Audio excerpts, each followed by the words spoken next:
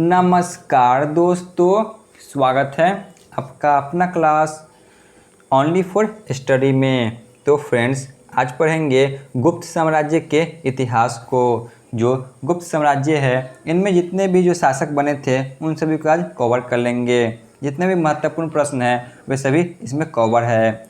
जितने भी विगत वर्षों में पूछे गए प्रश्न हैं उन सभी को कवर किए हैं। लगभग 50 प्लस MCQ क्वेश्चन हैं। तो चलिए बिना टाइम वेस्ट किए हुए क्लास की शुरुआत करते हैं। पहला प्रश्न है, गुप्त शासन के दौरान निम्नलिखित में से ऐसा व्यक्ति कौन था जो एक महान खगोल विज्ञानी और गणितज्ञ था? बताइए वह कौन थे जो महान खगोल विज्ञानी और गणितज्ञ थे? तो वह थे option A Aryabhatta. Question number 2, Gupta शासकों की सरकारी या दरबारी भाषा क्या थी? गुप्त शासकों की दरबारी भाषा ऑप्शन बी संस्कृत थी। क्वेश्चन नंबर 3, चंद्रगुप्त द्वितीय ने अपनी किस विजय की खुशी में चांदी के विशेष सिक्के जारी किए थे? मोस्ट VVI क्वेश्चन, बताइए क्या होगा? तो इन्होंने शकों को पराजित करने के बाद चांदी के सिक्के बंटवाए थे। क्वेश्चन नंबर 4 पे आते हैं। मेहरौली यानी कि दिल्ली स्थित लौह स्तंभ का निर्माण किस सदी में हुआ था? जो मेहरौली यानी कि दिल्ली में जो स्थित है लौह स्तंभ, इसका निर्माण कब हुआ था? तो ऑप्शन डी चतुर्थ सदी में हुआ था। क्वेश्चन नंबर 5, कालिदास की किस कृति की गिनती विश्व की 100 प्रसिद्ध साहित्यिक कृतियों में होती है? तो वह है सबसे महत्वपूर्ण अभिज्ञान शकुंतलम, जिसकी रचना कालिदास ने की थी।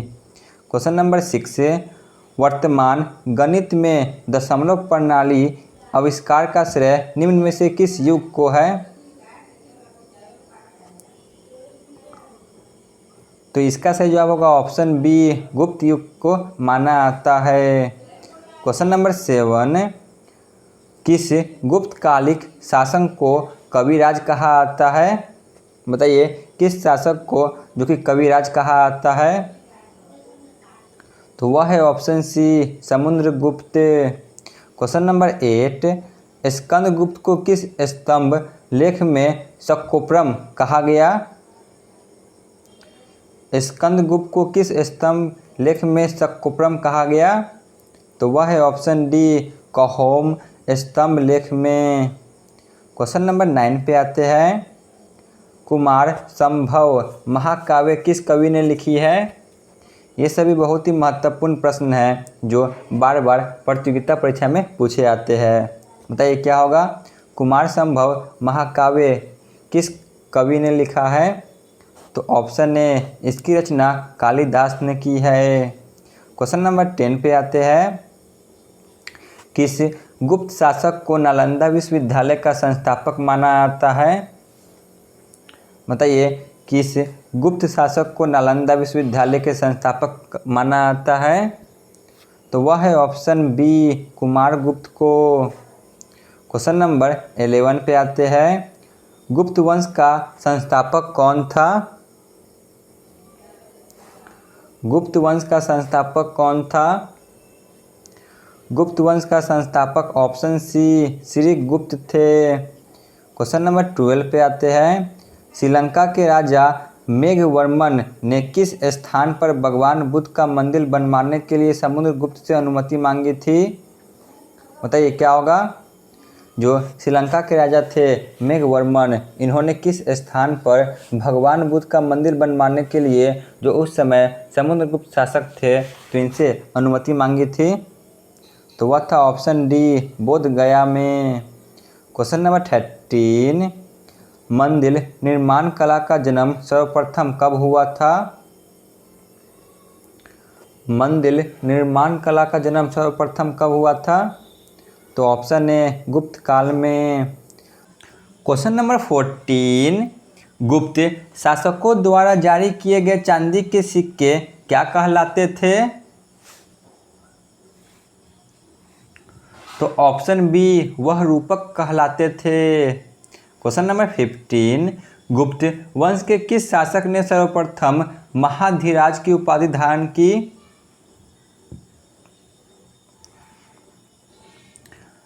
तो वह थे ऑप्शन सी चंद्रगुप्त ने।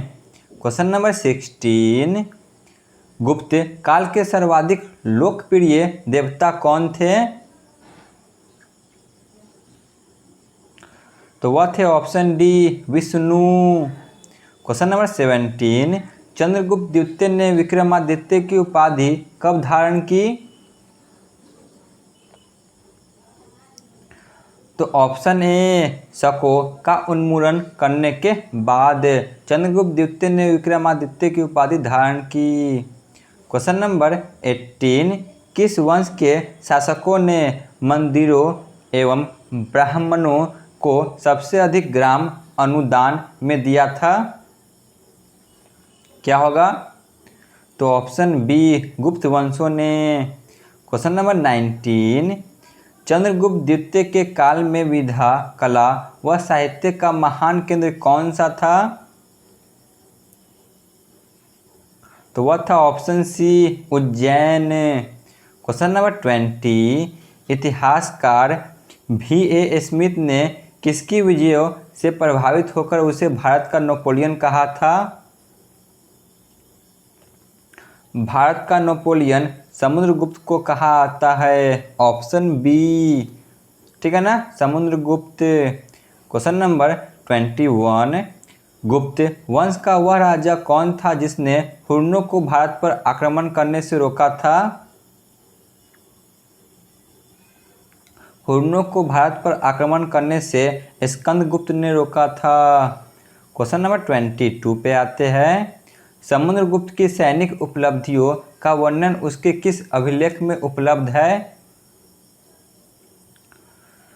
तो इसका वर्णन ऑप्शन बी प्रयाग जो कि अभिलेख में उपलब्ध है। क्वेश्चन नंबर 23, निम्न में से किस काल में स्त्रियों की पुरुषों में बराबरी थी? बताइए किस काल में स्त्रियों की पुरुषों से बराबरी थी? तो ऑप्शन सी गुप्त काल में। क्वेश्चन नंबर 24, निम्नलिखित में से किस गुप्त शासक ने अपने सिक्कों पर अपने को बीना बजाते हुए आकृति में अंकित करवाया है? तो वह थे ऑप्शन डी समुद्रगुप्त, जिन्होंने सिक्के पर वीणा बजाते हुए चित्र का आलंकन किया है। क्वेश्चन नंबर 25, गुप्त राजवंश किसके लिए प्रसिद्ध थे? गुप्त राजवंश ऑप्शन ए कला और स्थापत्य कला के लिए प्रसिद्ध थे। क्वेश्चन नंबर 26, अजंता कलाकृतियाँ किससे संबंधित है? जो अजंता कलाकृति है यह किससे संबंधित है? तो यह ऑप्शन बी गुप्त काल से संबंधित है। क्वेश्चन नंबर 27, गुप्तकालीन शासन प्रणाली किस प्रकार की थी? गुप्तकालीन शासन प्रणाली जो कि ऑप्शन सी राजतंत्रात्मक थी। क्वेश्चन नंबर 28, फहियान द्वारा रचित ग्रंथ फो कुओ की में किन में से किसका विवरण नहीं मिलता है? बताइए जो फाहियान थे इन्होंने जो अपना ग्रंथ लिखा था फो कुओ की, इनमें किसका विवरण नहीं है? तो इसमें ऑप्शन डी बौद्ध धर्म के सिद्धांतों का जो कि विवरण नहीं है। क्वेश्चन नंबर 29, कौन सा राजवंश हुर्नों के आक्रमण से अत्यंत विचलित हुआ? तो वह थे ऑप्शन ए गुप्त राजवंश। क्वेश्चन नंबर 30, निम्नलिखित में से कौन सा नाटक कालिदास ने लिखा था? तो इनमें से जो महत्वपूर्ण नाटक जो कालिदास ने नहीं लिखा था वह था जो कि ऑप्शन बी जानकी हरण, जो कि कालिदास नहीं लिखे थे। बाकी की ये तीनों की रचना कालिदास ने की थी। क्वेश्चन नंबर 31 पे आते हैं, वह प्रथम भारतीय विद्वान कौन था जिसने गणित को एक पृथक विषय के रूप में स्थापित किया? तो तो वह थे option C Aryabhatta. Question number 32, गुप्तकालीन पुस्तक नवीनतम निम्न में से किससे संबंधित है? तो यह ऑप्शन डी चिकित्सा से संबंधित है। क्वेश्चन नंबर 33, निम्न में से किस गुप्त राजा ने विक्रमादित्य की पदवी ग्रहण की थी? तो वह था ऑप्शन ए चंद्रगुप्त द्वितीय। अजंता चित्रकाली का विषय वस्तु निम्न में से किससे संबंधित है? अजंता चित्रकाली विषय वस्तु जो कि ऑप्शन सी बौद्ध धर्म से संबंधित है। क्वेश्चन नंबर 36, गुप्त स्थापत्य कला का सर्वोत्कृष्ट मंदिर निम्न में से कौन है? तो वह है ऑप्शन डी देवगढ़ का 10 अवतार मंदिर। क्वेश्चन नंबर 30 जो कि 7 पे आते हैं, अजंता की गुफाओं में किन गुफाओं का निर्माण गुप्त काल में हुआ? अजंता की गुफाओं में जो कि इनमें से किस गुफा का निर्माण गुप्त काल में हुआ? तो वह था ऑप्शन ए 16, 17 एवं 19। क्वेश्चन नंबर 38, तांबा का सिक्का जारी करने वाला पहला गुप्त शासक कौन था जिन्होंने तांबा का सिक्का जारी किया था? तो वह थे option B Ramagupta. Question number 39 पे आते हैं, एरन अभिलेख का संबंध किस शासक से है? एरन अभिलेख का उल्लेख जो कि भानुगुप्त से है। क्वेश्चन नंबर 40 पे आते हैं, अमरकोश के लेखक अमर सिंह किस शासक के दरबार से जुड़े थे? जो अमरकोश है तो यह ऑप्शन डी चंद्रगुप्त द्वितीय के दरबार से जुड़े थे। क्वेश्चन नंबर 41, गुप्त संवत 319 से 320 को प्रारंभ करने का श्रेय किसे दिया जाता है? गुप्त संवत का प्रारंभ ऑप्शन ए चंद्रगुप्त प्रथम ने की थी। क्वेश्चन नंबर 42, बाल विवाह की प्रथा कब आरंभ हुई? बाल विवाह की प्रथा ऑप्शन बी गुप्त काल से प्रारंभ होती है। क्वेश्चन नंबर 43 पे आते हैं, फाहियान किसके शासनकाल में भारत आया था? जो फाहियान थे विदेशी यात्री या किनके शासनकाल में भारत आए थे? तो वह था ऑप्शन सी चंद्रगुप्त द्वितीय। क्वेश्चन नंबर 44 पे आते हैं, भारतीय संस्कृति का स्वर्ण युग यानी कि गोल्डन एज किस युग को कहा जाता है? तो वह है ऑप्शन डी गुप्त काल को। क्वेश्चन नंबर 45, सोने के सर्वाधिक सिक्के किस काल में जारी किए गए थे? सोने के सर्वाधिक सिक्के गुप्त काल में जारी किए गए थे। क्वेश्चन नंबर 46 पे आते हैं, यूरोपीय भाषा में अनुदित यानी कि अनुवादित प्रथम भारतीय ग्रंथ कौन सा है? तो वह है ऑप्शन बी अभिज्ञान शकुंतलम। क्वेश्चन नंबर 47, सती प्रथा का पहला उल्लेख कहाँ से मिलता है? सती प्रथा का पहला उल्लेख ऑप्शन सी एरन अभिलेख से मिलता है। क्वेश्चन नंबर 48, फाहियान कहाँ का निवासी था?